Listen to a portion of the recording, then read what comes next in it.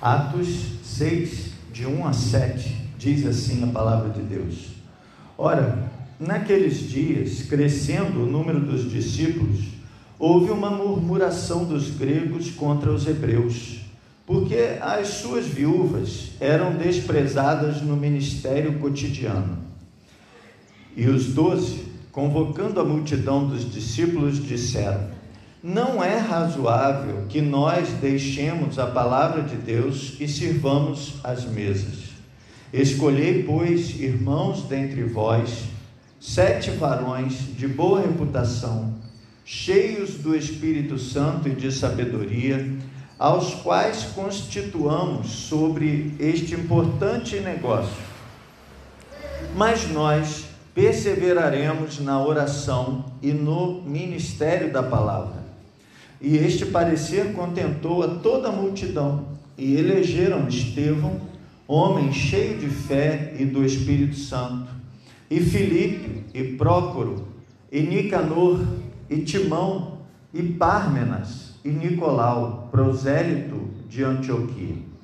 E os apresentaram ante os apóstolos, e estes, orando, lhes impuseram as mãos. E crescia a palavra de Deus, e em Jerusalém se multiplicava muito o número dos discípulos, e grande parte dos sacerdotes obedecia à fé. Que Deus nos abençoe através da sua palavra que foi lida aos nossos corações. Amém, irmãos?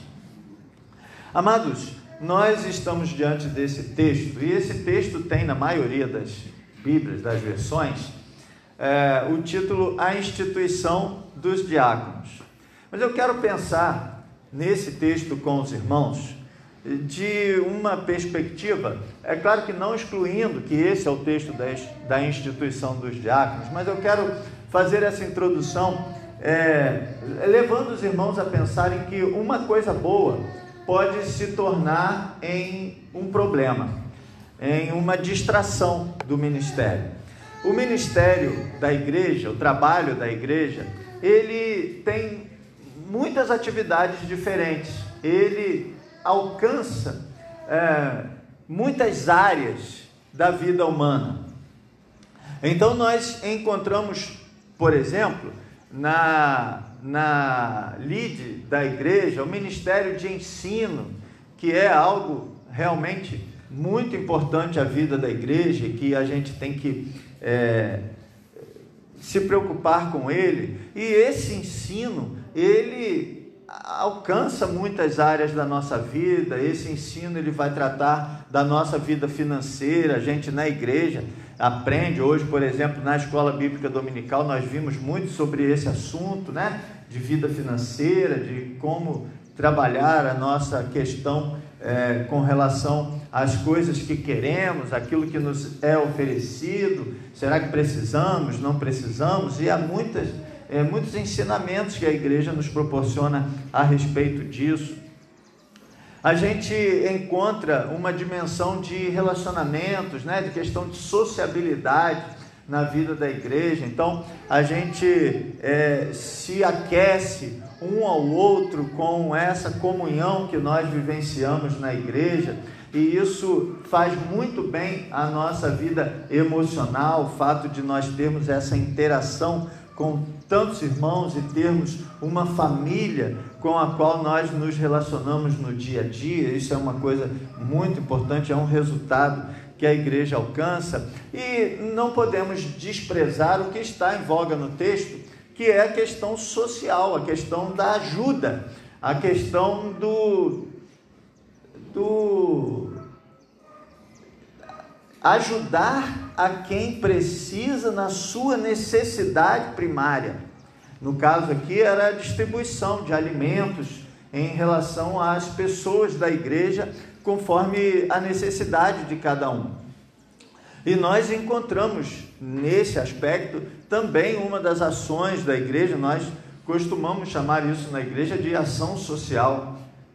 É algo realmente muito importante, é algo realmente que faz muito bem.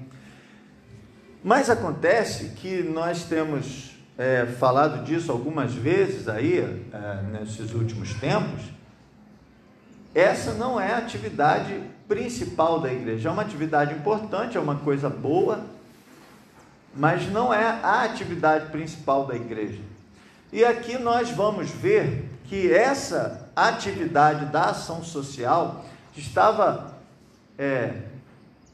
levando o tempo que deveria estar sendo dedicado à atividade primária, levando esse tempo dos apóstolos, dos líderes. E aí eles precisam trazer uma solução para isso. Uma outra coisa que nós vamos perceber também é que isso traz problema para a igreja. Essa atividade, conquanto seja uma atividade boa, gera um conflito dentro da igreja, gera um sentimento de ciúme de um com o outro, e que no final das contas vem trazer um outro problema muito sério aos apóstolos, que era o problema da dissensão de grupos surgindo na igreja. E aí nós vamos olhar qual foi a solução que eles deram, a solução que Deus trouxe através dos seus apóstolos para isso. Vamos então ao texto. Ora, naqueles dias, crescendo o número dos discípulos, o que é uma coisa boa, crescer o número dos discípulos é uma coisa boa, houve uma murmuração. Murmuração não é coisa boa. Então a gente tem aqui o crescimento, que é uma coisa boa, e a murmuração, que é uma coisa ruim. A murmuração sempre atrapalha na igreja. Quando a gente se reúne e em grupos pequenos, sejam esses grupos onde forem, é bom que o assunto não seja murmuração, é bom que o assunto não seja reclamação, porque essa reclamação o tempo todo, essa murmuração o tempo todo, vai minando o trabalho da igreja, vai fazendo com que a gente se entristeça da igreja. É muito triste quando uma pessoa pensa na igreja como um lugar pesado, pensa na igreja como um lugar de disse-me-disse, de reclamação, e a gente tem que nutrir em nós essa certeza de que a igreja, a reunião do povo de Deus é uma coisa boa, é uma coisa que alivia o nosso coração, é uma coisa que edifica a nossa alma para a nossa conexão com Deus. E por quê? E qual era essa murmuração? A murmuração dos gregos contra os hebreus. Aqui, apesar de parecer que esses gregos eram os gentios, e muitas vezes a Bíblia menciona gregos falando de gentios, esses gregos aqui do texto não eram, pelo menos não na sua maioria, não eram gentios, eram todos judeus. Só que havia dois tipos de descendentes de Abraão, vamos chamar assim, em Jerusalém nesse tempo. Havia alguns que sempre moravam ali, sempre moraram ali, a família deles nunca se afastou daquela região ali da Judéia. Então, como eles viveram o tempo todo ali na região da Judéia, entre seus compatriotas, eles falavam a língua dos seus ancestrais, que era, nessa ocasião, chamada aramaico. Era um pouco diferente do hebraico, já com certas transformações, mas era uma língua que tinha essa característica dos hebreus de todos os tempos. Então, quando eles falam hebreus, são esses da terra, enraizados ali o tempo todo, e que falavam a língua primitiva dos hebreus. E os gregos eram aquelas pessoas que normalmente eram de famílias hebraicas, mas que essas famílias saíram dali. Por alguma razão, ao longo do tempo, famílias se deslocaram dali para outras regiões. E esses são chamados os judeus da dispersão. Eles estavam dispersos pelo mundo. Você se lembra, na festa de Pentecostes, que dizia que havia varões judeus de todos os lugares, e aí fala de vários lugares ali, em Atos 2, esses homens, famílias, que moraram em outros lugares, que tinham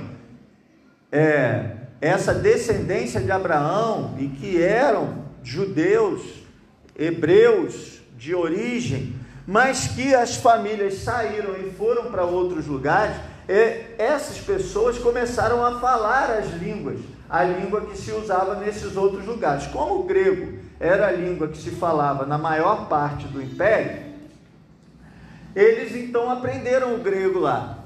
Quando essas famílias voltam para Jerusalém, a partir de Atos 2, há uma grande fixação dos judeus ali, eles voltam para Jerusalém falando grego, eles não falavam mais o aramaico. Então havia judeus convertidos ao cristianismo em dois blocos diferentes. Uns que falavam aramaico e outro que falava o grego. E aí havia um certo distanciamento de um e outro, natural pela língua, mas também não podemos desprezar que havia um certo olhar de superioridade daqueles que permaneceram firmes ali e que falavam só o aramaico. Nós, os batistas, temos uma expressão que muitos usam, que é batista do pé roxo. Com certeza, se você é batista me ouvindo, você já escutou isso ou já falou isso. O batista do pé roxo. E o que a gente chama, o que normalmente se chama batista do pé roxo? Aquele bem conservador, né? O conservadorzão, né? Aquele que é bem apegado às nossas raízes, a forma como se faziam as coisas nos tempos antigos. E aí, quem se autodenomina batista do pé roxo, tem um olhar meio assim, não muito positivo, com quem é mais moderno, com quem é mais desprendido dessas. E nós não estamos falando aqui de teologia, obviamente não. Nós estamos falando muito mais de coisas ligadas à liturgia, forma de culto, jeito de falar, como que as coisas acontecem. Nós estamos falando muito de forma e não de conteúdo. Conteúdo, claro que tem que ser o mesmo, ou próximo. Então, nós temos realmente isso. Entre nós, as pessoas acabam olhando diferente um para o outro, então por isso eles faziam essa distinção dos gregos e os hebreus. Então, olha, havia uma murmuração dos gregos contra os hebreus. Isso aqui realmente ainda hoje acontece em igreja que cresce muito. Quando a igreja cresce muito, começa a vir gente que vem de outras igrejas e vem com estruturas de culto e de relacionamento com a igreja diferente. E aí começa, quem é de sempre da igreja, olha meio assim, quem não, aí cria essa murmuração.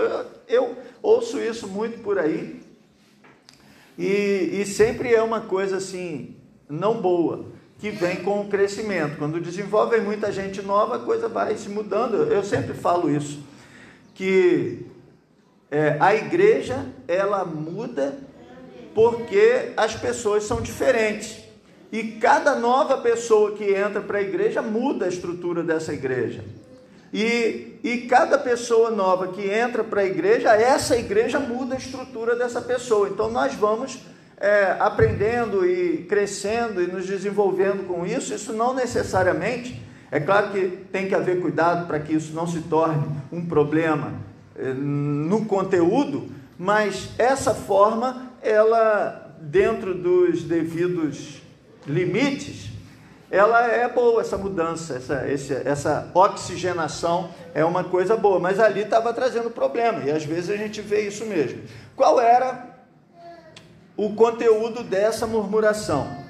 Porque as suas viúvas, as viúvas dos gregos, eram desprezadas no ministério cotidiano. Essa palavra que está aqui na versão revista e corrigida, traduzida como ministério, é uma palavra que tem a mesma raiz da palavra diácono. Aqui é diaconia, que está em voga. Então, quando você tinha o serviço da distribuição, os gregos estavam achando que as suas viúvas estavam sendo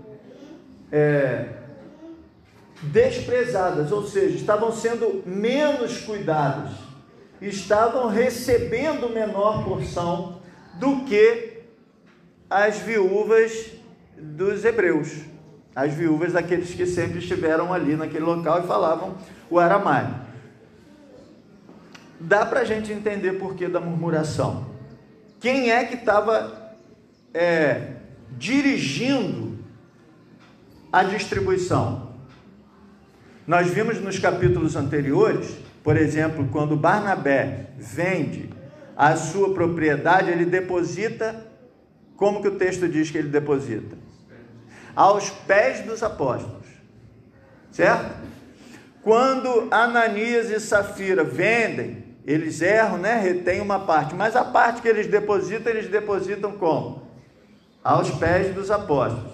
Isso significa para a gente que os apóstolos eram os responsáveis, se não por fazer a distribuição, por coordenar essa distribuição. Quem eram os apóstolos? Se a gente olhar para esses dois grupos aqui, o grupo que falava aramaico e o grupo que falava grego, quem eram os apóstolos? Era o grupo que falava aramaico, era o que eles estão chamando aqui de hebreus. Se os apóstolos, que eram todos chamados hebreus, organizavam a distribuição, os gregos olhavam para essa forma de distribuir e se achavam menosprezados. As nossas viúvas estão sendo menosprezadas, claro, os líderes são todos hebreus. E aí isso traz um problema muito sério, porque você acaba contaminando a palavra com o que você pensa de quem fala. E isso é uma coisa muito séria, muito importante, e que merece muito nosso olhar. A forma como a gente olha para quem fala contamina o que a gente ouve. Então, se eu tenho um olhar de amor, de querer bem, de satisfação com o meu pastor, a palavra que ele fala para mim, é claro que é a palavra de Deus, mas a palavra que ele fala para mim, ela é bem recebida no meu coração. Ela faz enorme diferença na minha alma. Agora, se o meu olhar para com o pastor é um olhar de desrespeito, se o meu olhar para com o pastor é um olhar de menos, não sei se existe a palavra, menos valia, eu sei que existe mais valia, mas enfim, se eu olho para ele com um olhar negativo, aquilo que ele fala para mim não vai merecer tanto crédito no meu coração e não vai fazer tanta diferença na minha alma. Sendo assim, os apóstolos, eles estavam acabando por atrair sobre eles, por causa dessa administração, sentimentos negativos, pelo menos de parte daqueles irmãos que estavam ali para ouvi-los. E isso estava trazendo, claro que, dificuldades espirituais também. Então a gente tem aqui nitidamente uma situação que é administrativa, trazendo um problema espiritual. Verso 2: e os 12, ou seja, os apóstolos, convocando a multidão dos discípulos, disseram: não é razoável que nós deixemos a palavra de Deus e sirvamos as mesas. Irmãos, é óbvio que não há aqui um sentimento de que uma coisa não é importante, a outra é importante. Nós temos que olhar que cada pessoa tem a sua área de atuação. Então, o que os apóstolos estão dizendo é o seguinte: olha, nós estamos sobrecarregados com muitas atividades e uma atividade está tirando o nosso foco da outra. Eles não estavam falando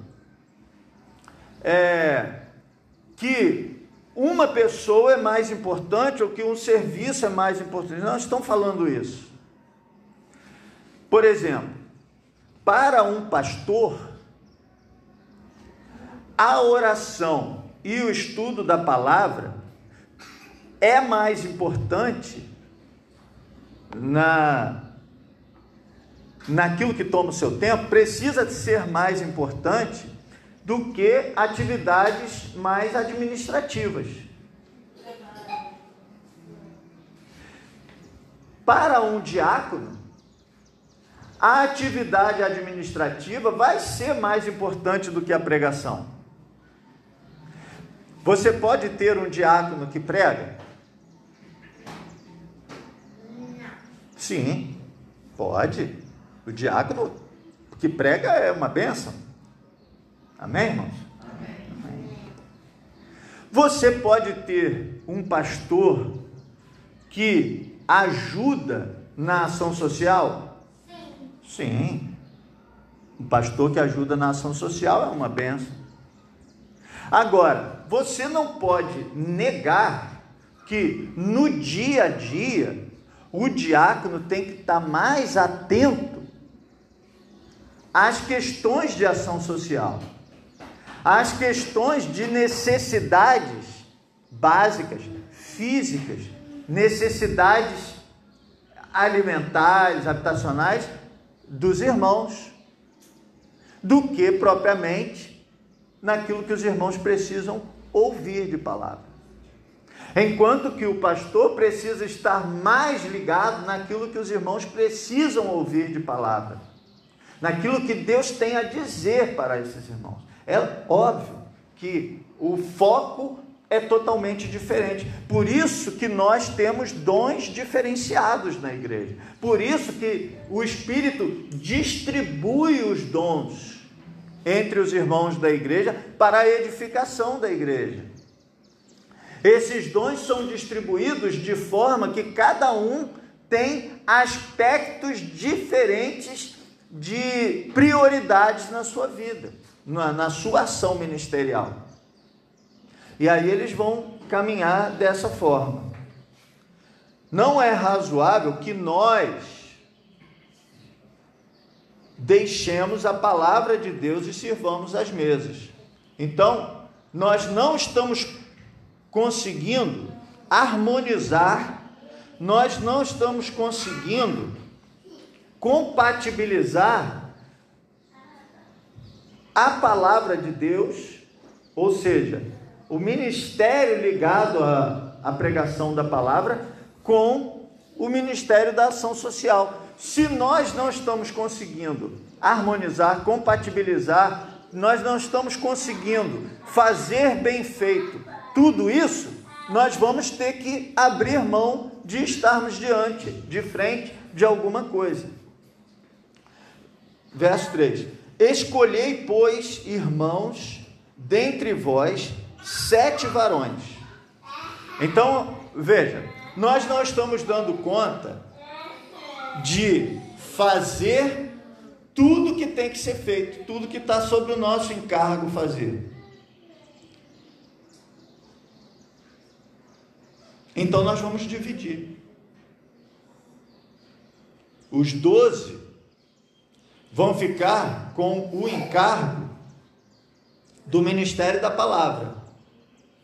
E aí nós vamos ordenar 7 que vão ficar com o encargo do Ministério da Ação Social. Mas é interessante porque, assim, e eu dei uma parada aqui exatamente por isso, porque nós vamos perceber o seguinte: esse trabalho, ele é um trabalho prático, vamos dizer assim. Ele é um trabalho administrativo. Ele é um trabalho que pode ser encarado como um trabalho não espiritual. É o trabalho de distribuição. Então é ver quem precisa, ajuda quem precisa, vê quem pode ajudar, ajuda quem precisa, é fazer esse meio de campo. Percebe? Eles recolhiam e a outros eles distribuíam. Esse é um trabalho de ordem prática. Eu vou dar um outro exemplo, talvez nos ajude. Tocar um instrumento. O que tem de espiritual em tocar um instrumento? Nada. Tocar um instrumento é música. Você conhece, olha a cifra, toca, executa a música.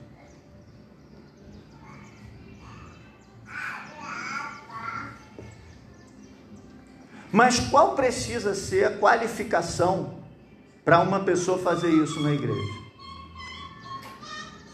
Espiritual. Olha as qualificações desses homens que vão ser escolhidos. 7 varões de boa reputação, cheios do Espírito Santo e de sabedoria. Esses atributos que levam essas pessoas a serem escolhidos são atributos espirituais. Então, as pessoas que nós vamos escolher para realizar essa atividade, que é uma atividade, digamos assim, humana, essas pessoas precisam ter qualificações espirituais. Se eu tenho um restaurante e eu vou pôr nesse restaurante música ao vivo, quais são as qualidades que eu vou procurar num músico para tocar nesse restaurante?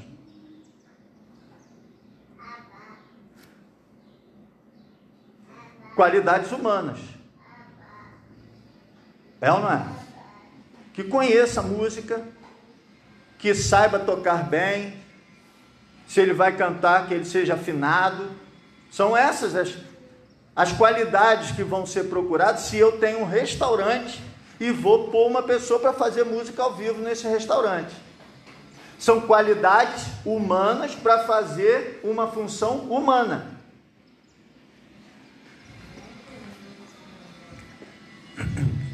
Se eu sou dono de uma empresa e eu entendo que essa minha empresa precisa ter uma responsabilidade social, isso está sendo muito falado agora, né? A minha empresa precisa ter responsabilidade social, então eu vou fazer aqui dentro da minha empresa um departamento de ação social. E eu vou procurar no mercado de trabalho pessoas para comporem esse departamento de ação social da minha empresa. Que qualidades eu vou procurar nessa pessoa? Qualidades humanas. A pessoa que tem, por exemplo, formação em serviço social, pessoa que tem aquelas características necessárias para fazer ação social na minha empresa. Vou procurar qualificações humanas. Mas, numa igreja, para trabalhar na música da igreja, eu não vou procurar qualificações humanas. Elas não são a minha primeira ótica de busca. O meu primeiro filtro de busca não são qualificações humanas, são qualificações espirituais.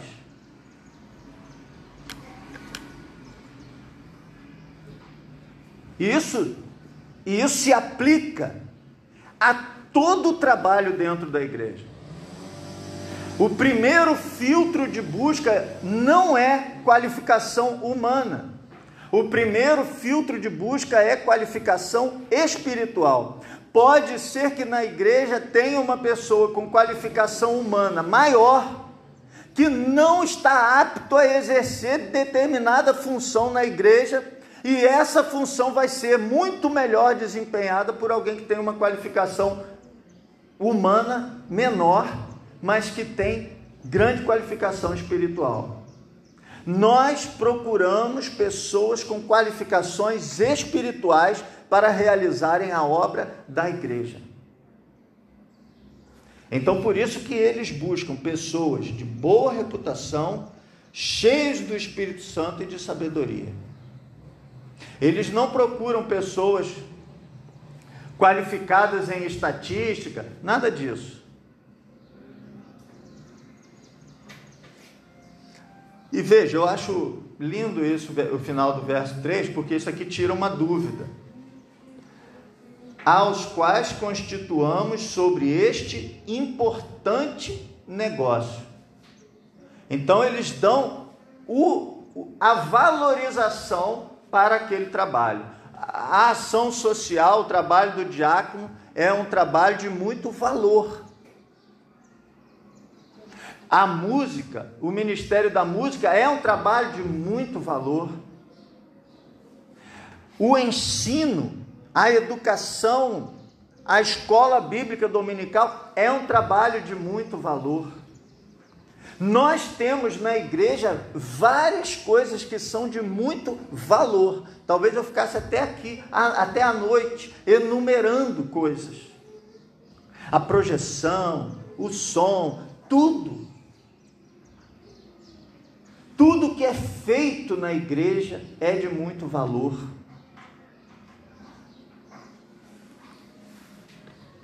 Verso 4. Mas nós, veja que eles sempre falam assim, nós, porque é o caso deles. São os dons que eles receberam e o ministério que eles receberam de Deus, que era da palavra. Nós perseveraremos na oração e no ministério da palavra. Verso 5. Este parecer contentou a toda a multidão. E elegeram Estevão, homem cheio de fé e do Espírito Santo, Filipe, Prócoro, Nicanor, Timão, Pármenas e Nicolau, prosélito de Antioquia. O que esses nomes dizem para a gente? Esses nomes são todos nomes de origem grega. Então, quando eles escolheram, eles falaram assim, tá bom, vocês estão achando que a distribuição está desequilibrada, porque nós 12 somos de origem, da mesma origem dos chamados hebreus, então agora nós vamos chamar 7 de origem dos chamados gregos. Como quem diz assim, a meu ver é isso. Esse desequilíbrio que vocês estão falando é coisa da cabeça de vocês. Essa murmuração é coisa da cabeça de vocês. Nós não estamos favorecendo uns em relação a outros, porque esses uns que vocês pensam que estão sendo favorecidos, são da mesma origem que nós. E tanto não é assim que quando a gente escolhe todo mundo que seja do outro lado. Porque a gente sabe que eles também vão ser corretos na distribuição. Quando nós buscamos para fazer a obra de Deus qualificações espirituais, nós não temos que nos preocupar com questões humanas.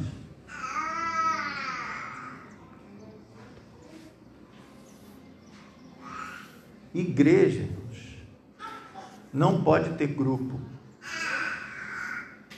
Igreja não pode ter facção. Eu gosto muito dessa história, eu já devo ter contado aqui algumas vezes. Um pastor, já idoso inclusive, ele conversando, nessas reuniões de congresso de pastores, é muito enriquecedor, porque a gente senta e fica conversando ali, e conversa muito sobre igreja. Aí um pastor, assim, mais experiente, ele estava falando que a igreja onde ele pastoreava já há muitos anos, essa igreja era a igreja pequena, num lugar humilde. De repente, aquele lugar cresceu, se desenvolveu, e essa igreja, que antes era a igreja de um distrito, agora passa a ser a igreja do centro de um município que crescia muito. E aí começou a frequentar essa igreja, a se tornar membro dessa igreja, muita gente com formação superior. Muito médico, engenheiro e advogado começou a ser membro dessa igreja. E aí um dia a sogra desse pastor, sogra é uma maravilha, né? Um dia a sogra desse pastor virou para ele e falou assim: meu genro, como é que nós vamos fazer agora na igreja com esse monte de gente cara que está vindo para a igreja? Aí o pastor disse que olhou para ela e falou assim: é mesmo, né? Você está vindo um monte de gente cara para a igreja agora? Ela disse assim: é. Aí ele foi e falou assim: não se preocupa não, vamos botar todo mundo em promoção. Porque na igreja não tem caro nem barato. É todo mundo igual. 1 Coríntios 12 nos ensina exatamente isso. O olho não é melhor que a boca, nem do que o nariz, é tudo igual. Cada um faz a sua função. Cada um faz o seu trabalho. Tem gente que trabalha muito, quietinho e ninguém vê.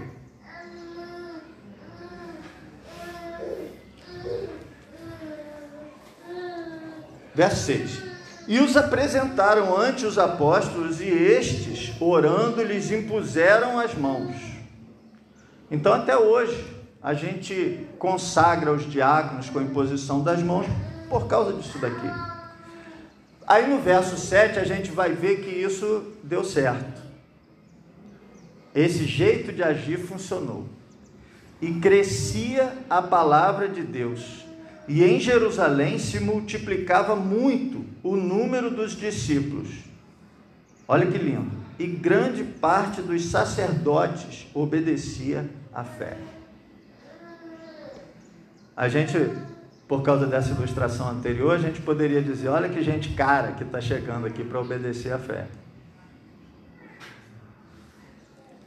Os sacerdotes, pensa, era a elite religiosa